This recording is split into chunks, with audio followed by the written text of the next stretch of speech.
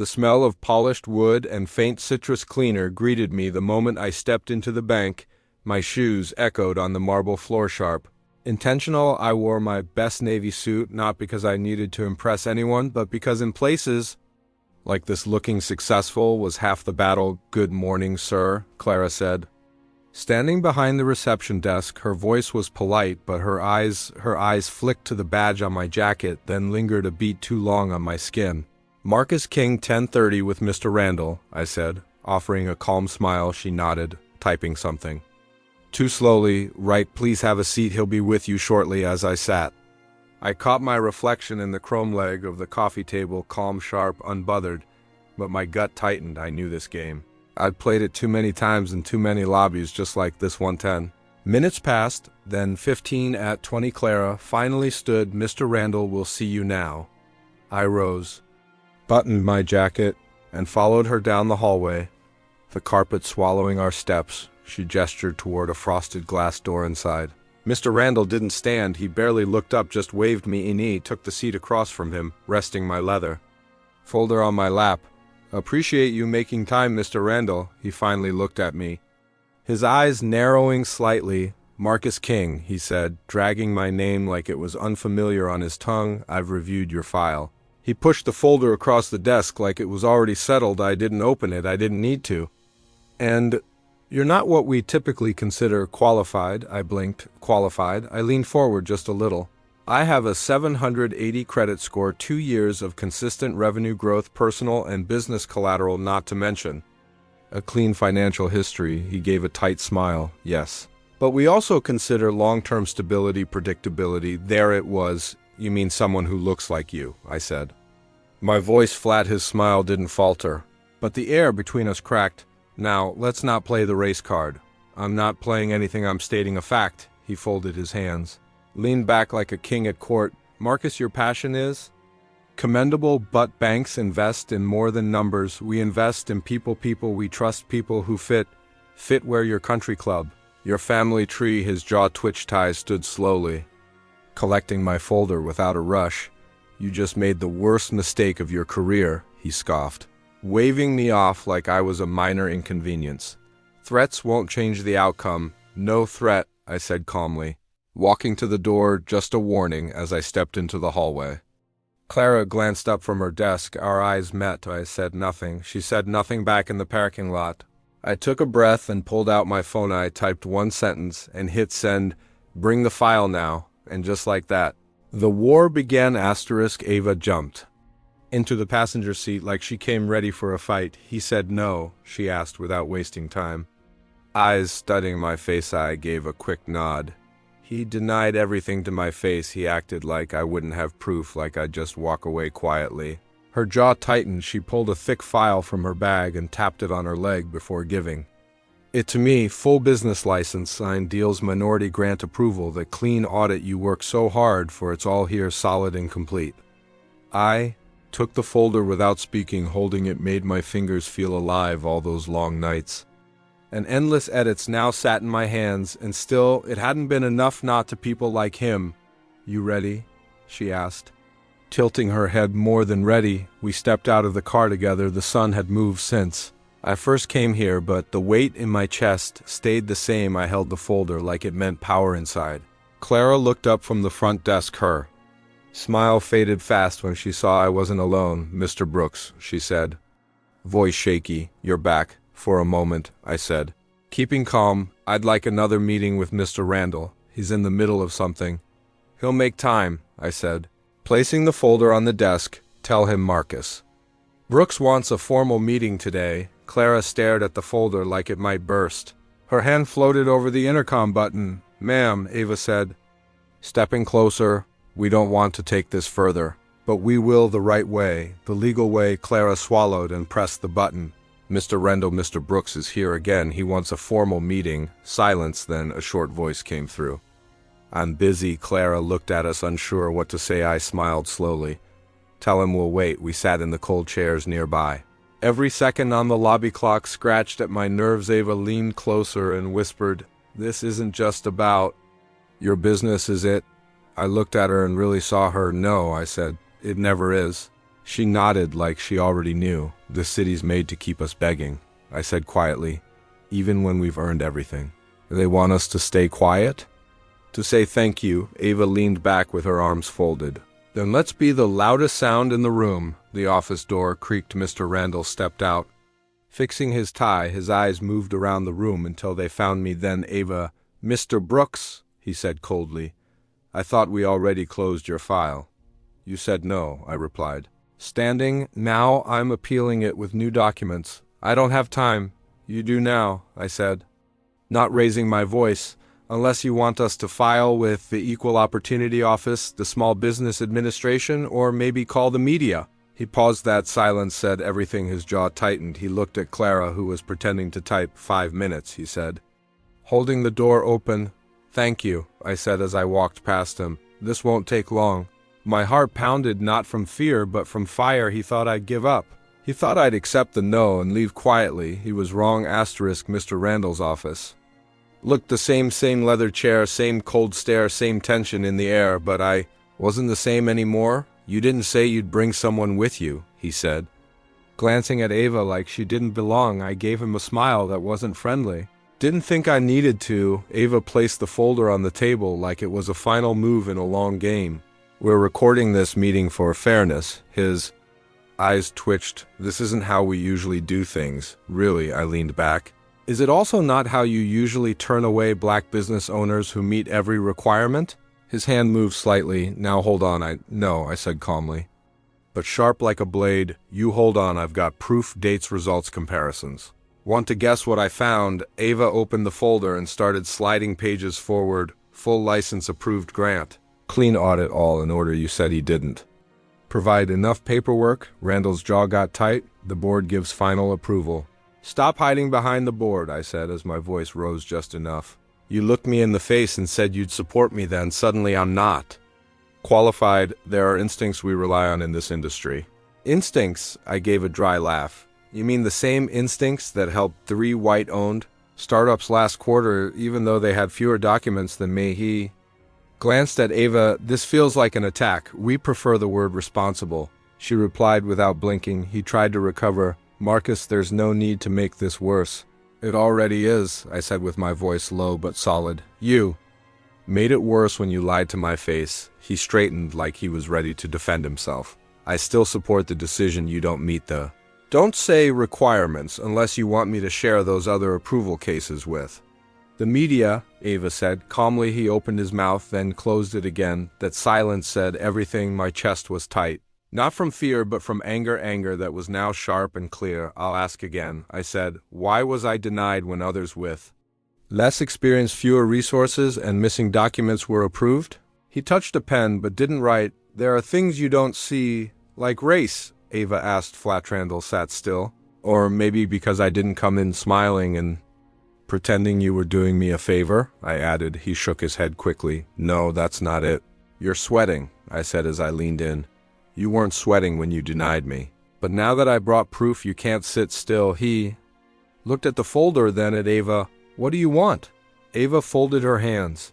"A written apology, a fast loan approval, and an internal review of the board's racial bias record." "Not possible," he said. "Then we go to court," I replied. "And the press?" "I already have an interview scheduled."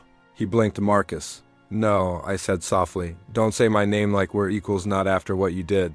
Not after trying to erase everything I've worked for just because I made you uncomfortable." His lips parted, but no words came out. The silence in the room grew heavier. I felt my heartbeat in my throat, but I kept my eyes on his. "This is starting to sound like an accusation," he said quietly. I stood up and placed both hands on the table. "It's not," I said. "It's a promise." Randall looked at the folder again. The truth was right there. And he had nothing to say. Ava stood with me. "We'll expect your formal answer in 48 hours. Talk to your legal team." I reached for the door. My hand was steady. "I'm not just here for me," I said without turning. "I'm here for everyone else you didn't even respect enough to reject in person." We walked out, leaving him in silence, drowning in his own shame outside. For the first time in weeks, I took a breath, not because it was over, but because the fight had just begun. Randall's voice curled with sarcasm. "You think you can strong-arm us?" I didn't flinch. No, I said cool and calm, but I know your boss's number. He blinked, just blinked. Like he hadn't expected I'd come this far. I pulled out my phone. Found the contact Ava had dug up last night, and pressed call. My thumb trembled slightly, but my voice didn't. Put it on speaker, Ava whispered beside me. I tapped the button. A crisp voice answered, regional office. This is Director Nguyen, ma'am, I began, locking eyes with Randall as I spoke. Your branch manager here just told me I'm unqualified for a business loan with a 780 credit score and zero debt. A pause, then her voice sharpened. Is this true, Mr. Randall? Randall stuttered, his whole body shifting like he couldn't find a stable bone in his frame. There must be some sort of misunderstanding. I didn't say unqualified exactly. You said exactly that, Ava shot back, her voice like a blade, and we have it on record. I could see Clara at the front desk turning her head slowly. Eyes wide, the director sighed long and annoyed. Send me the file now. Ava had it ready. Already on the way, ma'am. Randall's face flushed. I swear if his collar got any tighter, he'd start choking himself. This isn't how he started. I cut him off. It's exactly how this works when you stop treating people like they're beneath you. There was silence on the line, just the hum of the fluorescent lights and the heavy breathing from Randall's side of the desk. The director spoke again. Reopen the application immediately and schedule a compliance audit while you're at it. I could feel my heart thudding in my chest. I wasn't sure if it was adrenaline or rage, but it felt good. Finally, yes, ma'am. Randall muttered barely above a whisper. Thank you, I said into the phone, keeping it short. No need to gloat. Just let the facts sit there, heavy and undeniable. When the call ended, Randall stood still for a moment, his hands flat on the desk knuckles. White. He wouldn't meet my eyes. You'll receive confirmation within the hour. He mumbled. Ava leaned forward, her tone sharp but composed, and the board will be copied correct. He gave a tight nod. I wanted to say something else, something that would burn, but I didn't. I stood up slowly, pushing back the chair. Clara didn't say a word as we walked past her, but her eyes followed us all the way to the door, and in those eyes, I didn't see pity. I saw something else, respect outside. The air hit different, cleaner, freer. Ava exhaled. You okay? I nodded. Not done, but getting there. She smiled slightly. You think they'll actually approve it? I looked back at the glass doors behind us. They don't have a choice anymore. The waiting room smelled like lemon cleaner and tension. I sat still, but my foot bounced like it had its own mind across the room. Clara typed with extra care, glancing at me every few seconds like I might explode again. Ava sat beside me, quiet but alert. My phone rested in my lap, the call with the regional director still echoing in my ears. Then, from behind the partition, I heard the soft swish of a mop. The janitor, black, older, bent slightly at the waist, moved slowly along the tile floor. He glanced up, and our eyes met for a brief second. He paused, leaned just close enough for only me to hear. First time they did this to me was in 1982. He murmured, voice low, worn. Some things don't change. I stared at him, his face lined with stories I didn't know, but could feel, stories that looked a lot like mine. They will now, I said softly, my voice low and certain. He nodded once, barely perceptible, and shuffled on behind me. A woman's voice snapped like a twig. Why are you still here? I turned. A white woman in a sharp red blazer stood by the coffee counter, glaring like I'd tracked mud onto her living room rug. I stood slowly, not to intimidate, just to meet her eyes, to remind people like you that we're not going anywhere. Her lips curled. She grabbed her purse tighter and marched away. Ava leaned in. You okay? I sighed. I expected resistance. I didn't expect it to feel this familiar. She didn't respond right away. Her silence told me more than words could. Clara approached with 2 paper cups, her expression awkward, like a kid forced to apologize at school. I thought maybe coffee would help. I took one. Thanks. She looked like she wanted to say more, but I cut her a glance and said, You stood silent. That's enough. She blinked. I didn't know what to do. You knew it was wrong. She looked down. I did. I could feel Ava shift beside me, uncomfortable. I took a sip. Bitter, fitting. You don't have to fix it. I said, just don't pretend you didn't see it. A voice called from the back office. Mr. Randall, we're ready for the revised application. Randall walked stiffly out of his glass office, every step tight with pride. Swallowed. He didn't meet my eyes. We're moving forward with your application. I stood but didn't move toward him. Do I get an apology? He cleared his throat. It was a misunderstanding. No, it wasn't. His nostrils flared. We'll process it today. Good, I said, because I'm done asking twice. A few customers watched, most looked away when I met their gaze. Only the old janitor nodded. I turned to Clara. Don't worry. You'll remember this more than I will. I'm not racist, she blurted. I didn't say you were. I replied, but when it mattered, you chose comfort over courage. She swallowed hard. Lips parting, but no words came. Ava touched my arm. Let's go. I nodded as we stepped toward the door. The janitor called out, keep standing tall. Son, I turned. I'm not just standing anymore, and I walked out, not faster. Not slower, just exactly like a man who'd made himself unignorable asterisk. I sat down in the small conference room again, the same stale air, the same flickering light above me, only this time. It wasn't the HR rep or security, it was Mr. Randall himself, face drawn. Jaw tight, eyes tired, he shut the door behind him. You made this personal? He said quietly. I folded my hands, keeping my voice even. It was personal the moment you judged me by my skin. He flinched. Just barely, but I caught it. You think you're a hero now? His voice climbed. You think dragging my name through the mud helps anyone? I didn't drag anything, I said. You laid the rope. I just stopped pretending it wasn't.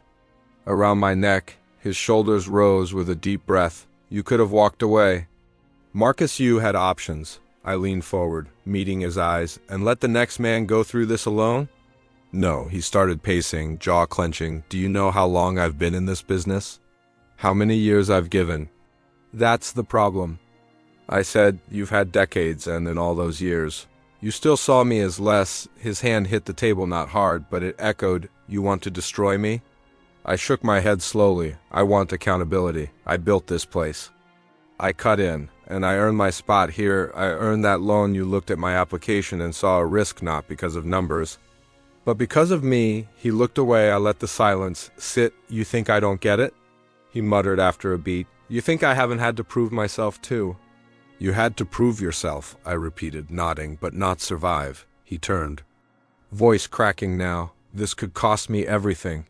Now you know how that feels. The room went still. He rubbed his face, like he was trying to erase what was happening. You don't know what you've started. I stood up. Yeah, I do. He looked up at me. Something hollow in his stare. I continued. Maybe for once? Someone like you has to answer for what you've done, maybe this time. Silence isn't enough. His lips parted. But no words came out. I stepped toward the door. You're going to ruin your future with this. He called behind me. I paused, hand on the handle. My future isn't built on fear. I said, it's built on truth, and truth always makes noise. I didn't wait for a response. The phone on the conference table buzzed and everyone stiffened. Ava tapped the speaker button. Regional office, this is Director Hammond. The voice was clipped but calm. I've reviewed Mr. King's file personally. Silence dropped over the room like a curtain. I sat straight, even as my heart thudded like a war drum in my chest. Your application was flawless, the director said. You were right to escalate this. We sincerely apologize for what you've experienced. I didn't blink. I couldn't. Ava glanced at me, then spoke, her voice level. Thank you, Director Hammond. We'll be reviewing the internal training protocols here starting today. Her words were smooth, but there was steel underneath. I heard it, felt it. The call ended. The silence remained. Clara stared at the table. Her fingers trembled just slightly. Randall was still, then slowly he lowered his head. No apology, no eye contact, just shame, or maybe it was fear. I stood, my chair scraped against the floor louder than anything else in that moment. I didn't come here to win. I said, my voice was steady, even though every part of me burned. I came here to expose the truth. No one moved. I'm not here to humiliate anyone, I added. But I wasn't going to let silence protect injustice anymore. Ava nodded just once, no words, just respect. I turned and walked out, no handshakes, no fake smiles. Just a quiet hallway and eyes that refused to meet mine. Each step felt heavy, like I was walking through water, like all the weight they'd put on me was finally sliding off. I pushed open the door to the outside. The sunlight hit my face. I closed my eyes and let it in. One battle down, I whispered, and for the first time in weeks I could breathe. My phone buzzed in my pocket, but I'd already pulled up her name before it rang. Mama, I said, barely able to breathe. I got the loan. There was silence for a beat, then her voice low and full came through the line. Proud of you, baby, not just for the win, for how you stood up. Her words hit deeper than the approval letter ever could. I didn't think it'd end like this, I said, staring out the coffee shop window. Quiet, no applause, just stillness. That's how real change feels, she replied. Quiet at first, but it echoes. I closed my eyes, holding on to her voice like a warm coat in cold wind. It was ugly, Mama. They tried to paint me like I was angry, difficult, like I didn't belong. And you showed them who you are, she said, firm now. You didn't just get the loan, Marcus, you got your dignity back in front of them. I let out a shaky breath. Yeah, I did. I love you, she said, and so does your daddy. He'd be smiling so hard right now. I know. I whispered, the lump in my throat too thick to speak more. I'll call you later, okay? Take your moment, baby, you earned it. I ended the call and sat there for a while, letting it settle. The hum of the cafe buzzed around me, milk steaming, cups clinking, quiet conversations floating by. But inside everything was still. Hey, a voice said behind me. I turned, young kid, maybe 22, brown skin. Nervous eyes, fresh shirt like. He'd ironed it twice. You Marcus right, I nodded slowly. I saw the post my cousin shared. It said, you stood up in that office and didn't back down. My body tensed. I wasn't ready for attention, not from strangers. You really did. That, he asked again, voice softer this time. I looked at him, really looked. The way he stood, shoulders tight, like he'd spent his life shrinking in white spaces. The hope in his eyes scared me more than the fight I just finished. Yeah. I said, I really did. He blinked hard, nodded once. Gave me hope, man, not just about loans, about being seen. His voice cracked just a little and he rubbed the back of his neck. I'm in turning down the street, first black in that office. Since 2017, they keep acting like I'm lucky to be there. I leaned forward.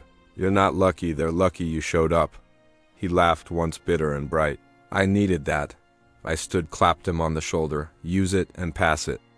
On, he smiled wide and unsure but grateful. I walked out into the afternoon light. No music swelled, no cameras. Just my feet on concrete and the world moving like it didn't even know what happened, and maybe that was the point, because this fight, this win, it wasn't just for me, it was for every kid with dreams too big for the boxes they're handed. It was for my mama who taught me to speak even when my voice shook. It was for that young intern with iron shirts and shoulders carrying. Too much silence. I didn't feel triumphant. I felt awake, and as the city swallowed me into its rhythm, I heard my own voice rising inside. Power isn't in being accepted, it's in refusing to be erased.